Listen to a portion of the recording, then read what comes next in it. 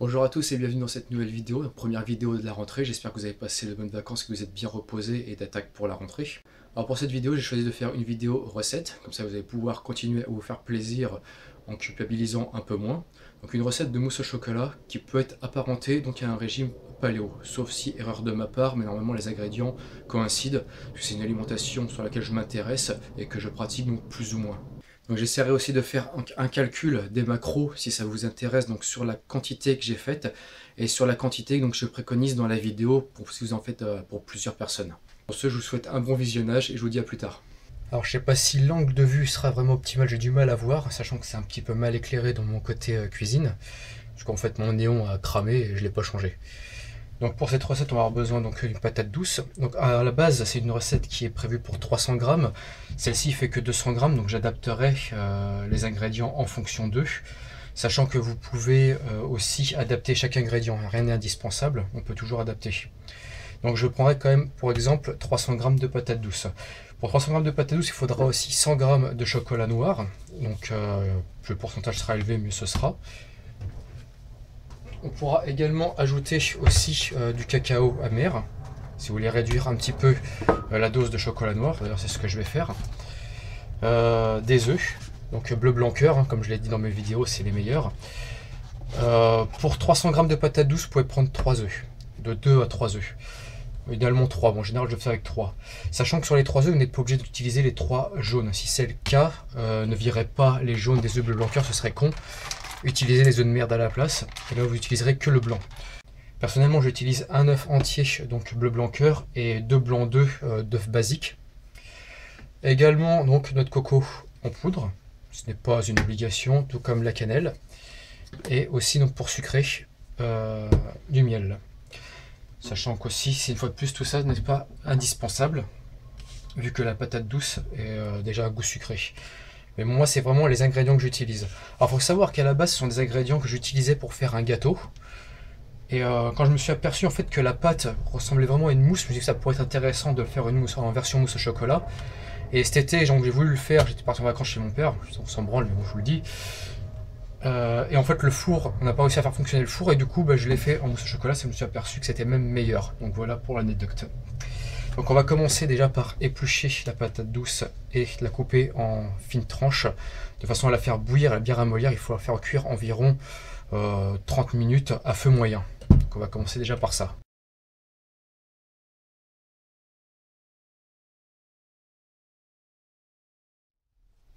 Voilà, la patate douce est cuite. Donc je la laisse de côté, hein, je la réduirai en purée après. Je laisse refroidir. On va maintenant faire fondre le chocolat noir. Alors vous pouvez prendre 100 grammes. 100 grammes, c'est ce que je prenais pour une patate douce de 300 grammes, ou une quantité de patate douce de 300 grammes. Vous pouvez aussi après compléter avec une cuillère de cacao amer Newton ou autre type de cacao amer. Comme ça va être une mousse au chocolat que je vais faire uniquement pour moi, donc pour une personne.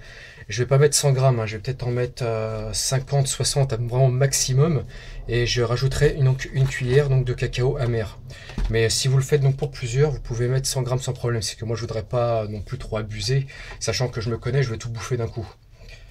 Donc voilà, je vais couper le chocolat et le faire fondre au bain-marie.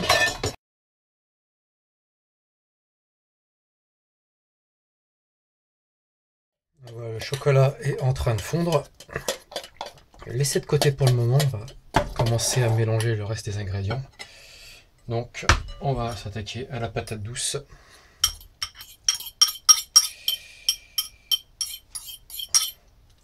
Donc, on va la réduire en purée. C'est très simple, elle est très molle de toute façon. Ça se fait facilement.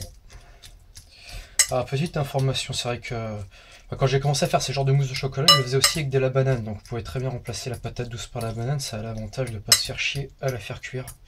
Donc si vous êtes pressé, vous pouvez prendre les mêmes quantités. Vous prenez les mêmes quantités de 100 grammes ou 300 grammes de banane. Ça on fait entre 2 et 3. Et ça fera parfaitement l'affaire. Voilà, donc là je l'ai réduit en purée. Je vais ajouter donc un jaune d'œuf de la filière bleu blanc cœur. Et je vais mettre donc le blanc de ce même œuf et d'un œuf de gamme pour pouvoir alimenter ensuite en neige.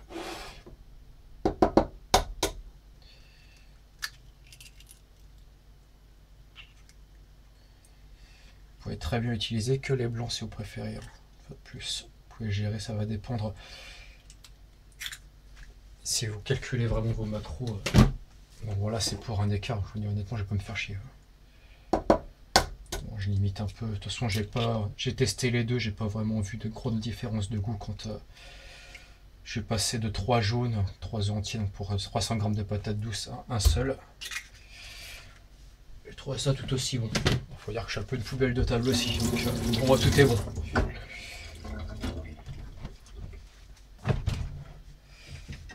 Donc voilà, on va ensuite commencer à mélanger progressivement.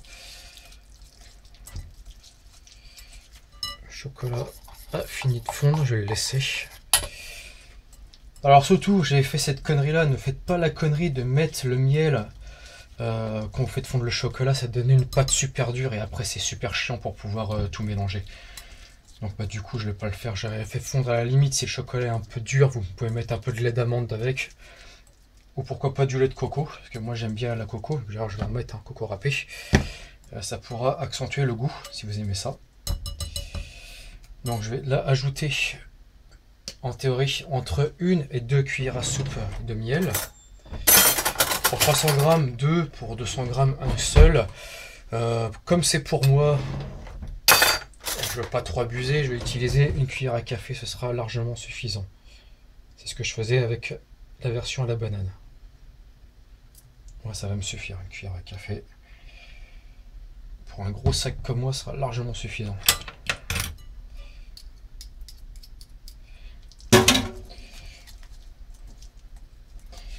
Vous pouvez rajouter de la cannelle, moi j'aime bien, il y en a qui n'aiment pas.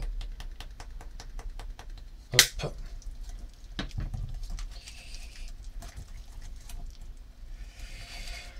Noix de coco, ça c'est en fonction de vos goûts. J'aime beaucoup ça, donc je vais en mettre 2. 200 g, 2 cuillères, facile à retenir. Vous pouvez éventuellement en mettre plus. J'en rajouterai après pour la décoration du dessus, une fois que ça sera terminé.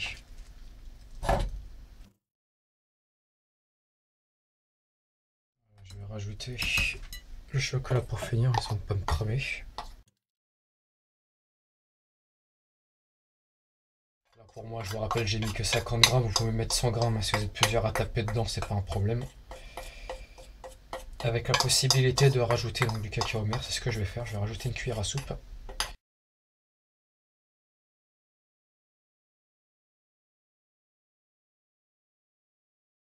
Voilà, donc je vais rajouter une cuillère à soupe de cacao amer.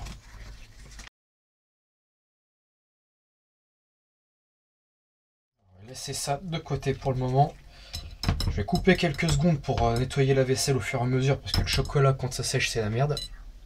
J'en ai profité pour monter les blancs en neige. Donc là on va encore incorporer une partie pour, comme ils disent en pâtisserie, détendre l'appareil. C'est assez chiant à mélanger. Là pour l'instant vous pouvez remuer comme un porc. C'est après qu'il faudra les incorporer doucement pour justement avoir cette texture de mousse.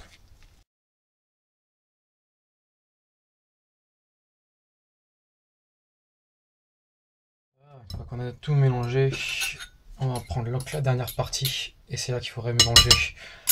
Il va falloir mélanger lentement pour prendre une maryse. Moi j'ai la flemme donc je garde mon fouet. Je vais mélanger lentement donc pour avoir cette texture aérée.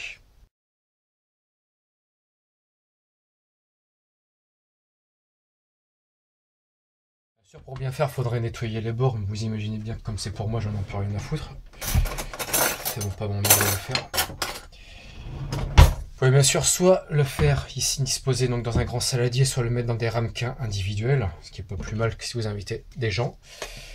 Et donc moi je rajoute de l'eau de coco. Vous pouvez tamiser si vous avez avec une passoire. Actuellement, ça prend...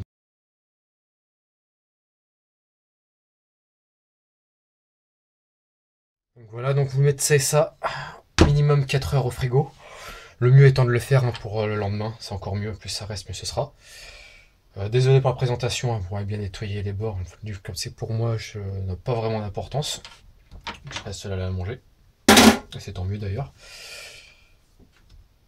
Donc vous pouvez utiliser ces mêmes ingrédients, cette même recette pour pouvoir le faire en gâteau. Il aura un aspect fondant et c'est pas mal du tout aussi en gâteau. Si vous le faites en gâteau, vous le mettez après à 180 degrés. Et par contre, il faut compter une bonne heure parce que la patate douce est très longue à cuire. Donc il faudra mettre au moins une bonne heure à 180 degrés si vous voulez le faire en version gâteau. Les deux sont très bien. Testez l'un et l'autre et dites-moi si vous avez aimé. Moi personnellement, j'aime ça.